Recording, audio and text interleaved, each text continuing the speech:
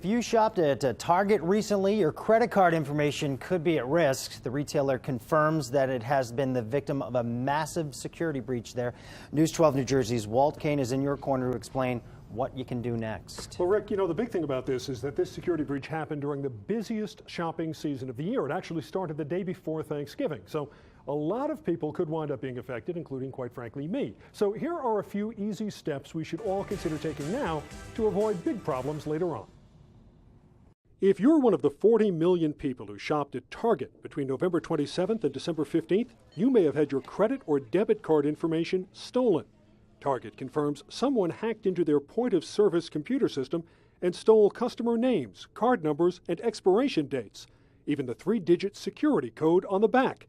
Target says online customers were not affected. It's the fastest growing crime in the country, and it's going to continue to be that way. Paul Oster is a credit card fraud expert. He says even if you weren't affected this time, sooner or later, all of us will likely fall victim to some kind of identity fraud. All of our information is in 10,000 different databases all over the world.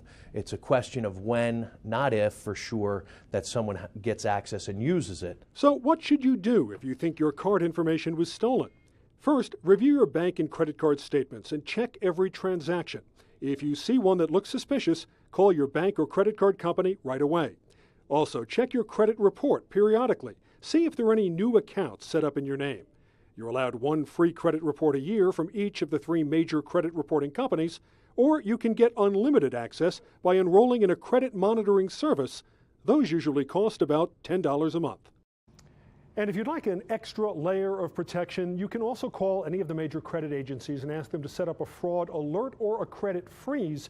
The freeze means no one can issue credit until you lift it using your password.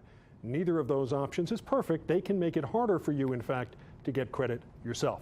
Do you know something I need to investigate? Call me, 732-738-KANE, or email kaneinyourcorner@news12.com, or find me on Facebook at Kane in Your Corner. And there is more information about this on news12.com for you. The other thing is, you know, in this day and age, you don't have to just wait until you get the monthly statement in the mail. Check online, check at least once a week.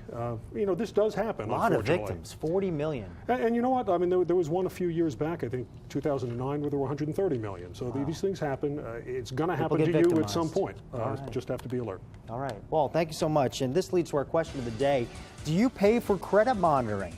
Yes, no, or I will now. Vote in our online poll at news12.com, or you can go to News 12 Interactive. That is channel 612 on your Optimum cable box.